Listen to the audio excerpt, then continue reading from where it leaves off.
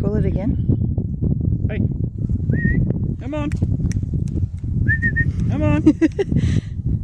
Its ears look so little. It's fluffy.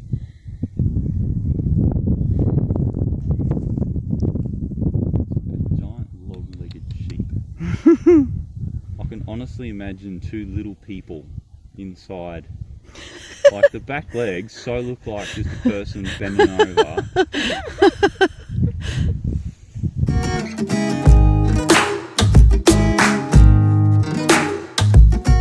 Hi guys, and welcome back to His Wings My Refuge. Sue's here.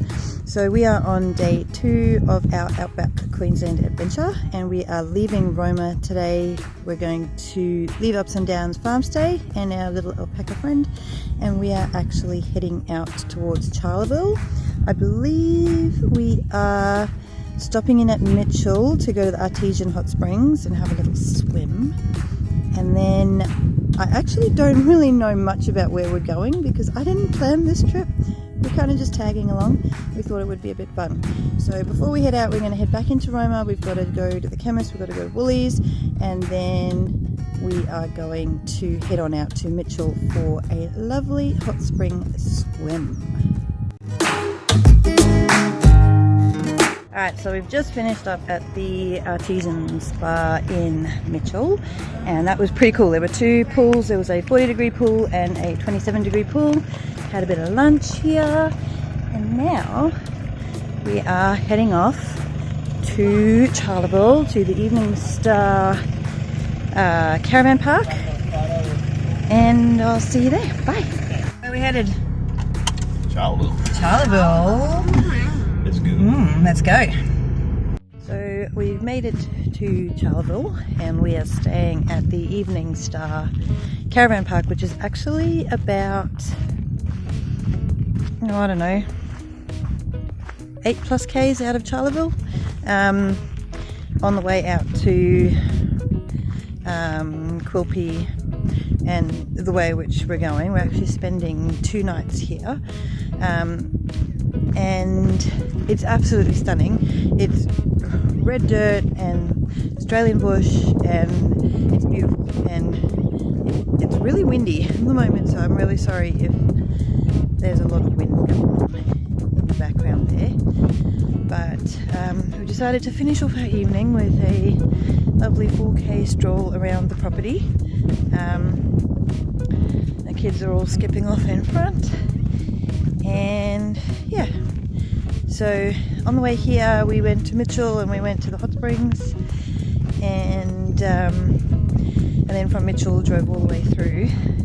We did see a ton of mobs of emus with babies, which were really, really cute, which was really cool.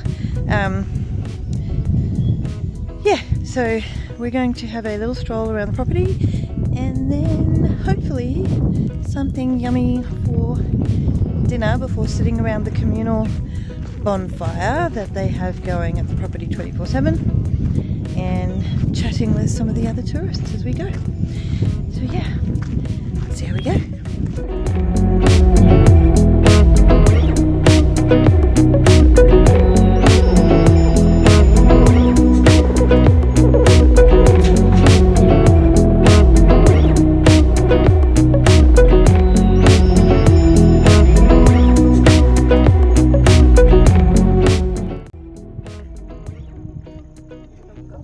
Ready? Yep. Ready? Fail. Hang on. You suck. Hey, there we go! Awesome! Pew, pew.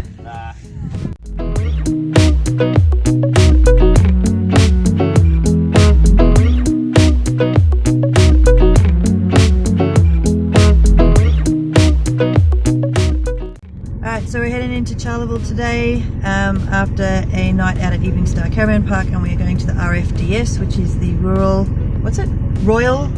Flying Doctor Service. I should know what that is. And should by the end of the day anyway. Yes, and a few other places along the way. We'll see how we go. So we are going into the Royal Flying Doctor's Service. Go and have a little sticky. See how we go.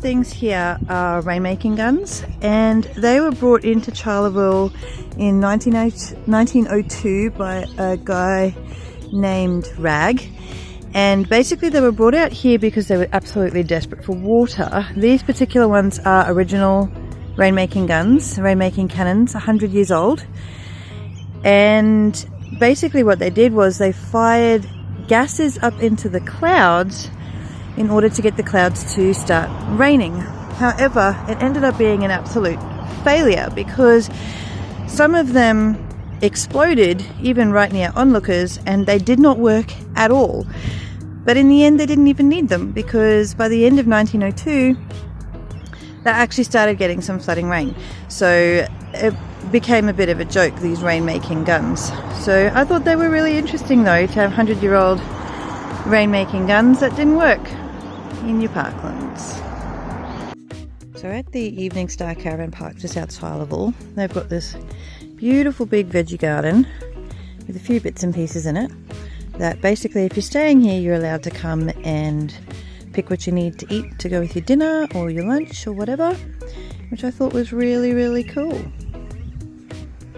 Makes me want to go home and weed my veggie garden again, get that going again. We've said goodbye to Charleville and we are heading out to Lara Wetlands. We've just done a quick pit stop in Augathella, which we're not actually stopping in town, we're just stopping at the servo, and then we're on the road again. So Lara Wetlands, here we come! Lunch stop in Tambo. It's very dry, but we're having lunch at the Tambo Dam, which we thought we were in the wrong place, but in actual fact we were in the correct place. And this is why we thought we were in the wrong place, because this is Tambo Dam. There's not much there to see. But as we were driving in, we had to do, well, we didn't have to, but there were these trivia signs that they have in fatigue zones, and one of them, the question was, what is the main water source for Tambo? And of course the main water source out here for most towns is the Great Artesian Basin. So they're dry a lot of the year.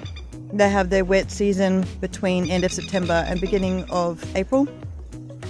So this time of the year they're really dry, and all of their water is pumped up through artesian bores, which means that it's soft water. So as you're in the shower, you actually come out, it feels slimy, it feels like there's soap on you even if you don't have any soap. So when you're trying to wash your hair and you're trying to wash out conditioner, you've got no idea if you've got the conditioner out, because it just feels soapy all over. It also tastes a bit sweet and weird because of all the minerals that are in it. It's probably good for you, but I don't particularly like it, so we just bought another 10-litre water container for drinking, because we're heading out now to Lara Wetlands, where there's not many facilities. It's proper bush camping, and you got to bring all your own water and your own food in there. So we're there for one night. They've said that we don't need to book. Apparently they've got 16 acres and you shouldn't have to book, and it's fine. But we'll see. We're a little bit nervous about that because it is school holidays and there have been that many people out here, and it makes us a little bit nervous. So once we've settled in lunch, we're going to head on out to Lara Wetlands. We've got some dirt road driving that we need to do for that, and hopefully it's as beautiful as we've been told it is.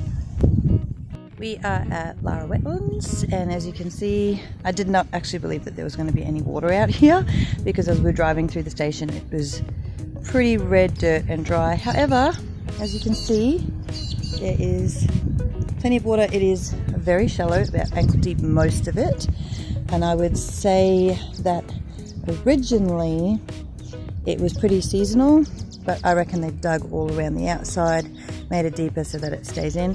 So here at Lara, they have across the other side there, they have a hot spring. It's about 37 degrees, but if you sit where it comes out, it's way, way hotter. And then that hot spring runs through, so that's the adult hot spring pool, so it's meant to be a quiet zone. However, people do not seem to have control of their kids out in the bush. So that flows through the adults hot pool. It flows down a little bit into a kiddies hot pool, which is actually a lot shallower. It's probably less than knee deep, or maybe knee deep on a kid, and it's a little bit cooler, but not much. And then it flows into the wetlands, and then it flows again into another one that they call the cold pool, which is not particularly freezing. It's just a lot colder than the hot pool. So it's pretty cool. They've got over 140 species of birds that live here on the wetland, and a lot of them are breeding at the moment, so there's lots of little fluffy babies running around. It's super cute. They have got cockatiels floating around the place, so we keep hearing cockatiels. We keep thinking, oh, someone's got a pet bird, but no, they're actually wild out here. We always forget that. It has been super windy, unfortunately, which means that this video is going to be a bit dodge, but it's been beautiful and hot, and it's just stunning here. It really is. So we were originally only here for one night, and now we are here. We've paid for another night here because it's just been that nice to just relax and do not much. So I thought I'd show you our camping spot. So we actually moved this morning. This is our campsite, and we were in a different spot, but once everyone else left and we decided to stay, we came and snuggled a nice grassy area, because the area we were in was all just sand, no grass. So this is our new spot for the night. We've paid for some firewood so we can have a fire tonight, which is pretty awesome. So yeah, one more night here, and then we are heading off to Longreach. So we're in Longreach for one night, and then on our way through to Winton.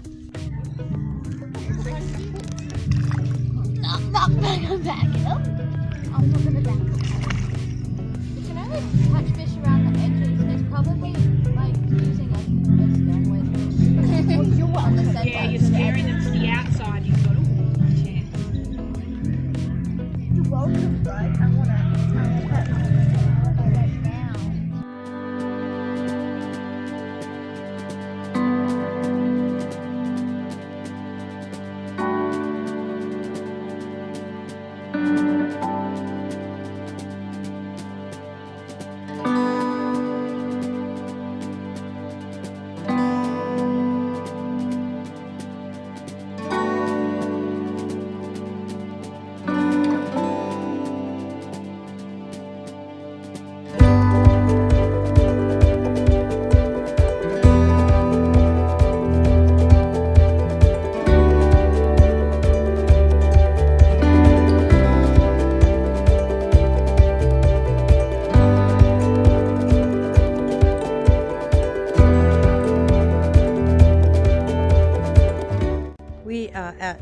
Station, which is about 23 minutes to half an hour outside of Winton.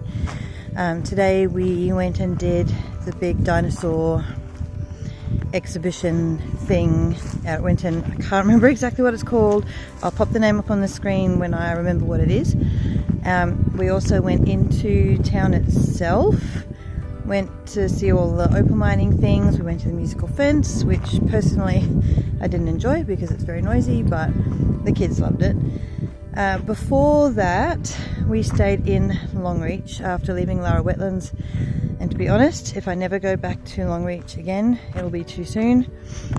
Honestly, I do not rate Longreach at all. For what we saw and for all the nonsense that we were put through there, I don't rate it. I would say stay at Ilfracombe, which is what everyone else has said after leaving Lara Wetlands. So if we ever did do this again, that's what we would do. But now we are at Oundaroo Station, and we'll be only staying one night here, sadly, but we're going for a little tour of the place. So let's have a look. These old buildings were built in 1883 out of all of the rock that was already on the property. So I believe that this building here was workers' quarters. So there's 4 sort of long bedrooms inside, and these are original built. And when we move over here, this was the schoolroom and the saddlery, I believe. And then that other building further down there with the stables, we can't go into the stables, but we have been able to go into all the others. And a little bit later, maybe I will take you to see the homestead. We can have a photo of the homestead, but we can't go in because it is actually a working homestead. This, I believe, was the old saddlery. One of those original papers that they had in there, the original shelves from 1883.